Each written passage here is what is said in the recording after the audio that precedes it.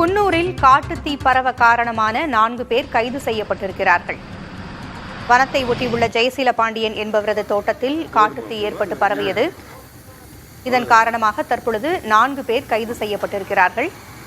கூடுதல் தகவல்களை வழங்க செய்தியாளர் ஜான்சன் இணைந்திருக்கிறார். ஜான்சன், காட்டுத்தீக்கு காரணமானவர்கள் கைது செய்யப்பட்டிருக்கிறார்கள். இவர்கள் குறித்த விவரங்கள் என்ன?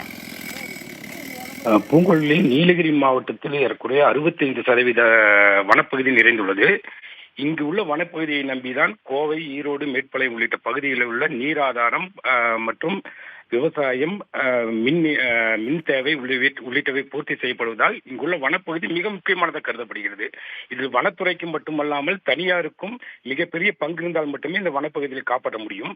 இந்நிலையில் கடந்த 2 நாட்களுக்கு முன்னாடி, அதாவது 12ஆம் தேதி அன்று அங்குள்ள தனியார் தோட்டத்தில் உள்ள கவாத்து, அதாவது அந்த தேயிலை செடிகளை கவாத்து வெட்டி அந்த கழிவுகளை வனப்பகுதியில் போட்டு எரித்ததன் காரணமாக ஏறக்குறைய 2 ஏக்கருக்கும் மேற்பட்ட இடங்களில் உள்ள அரிய வகை மரங்கள் உள்ளிட்ட பலவை எரிந்து நாசமானது.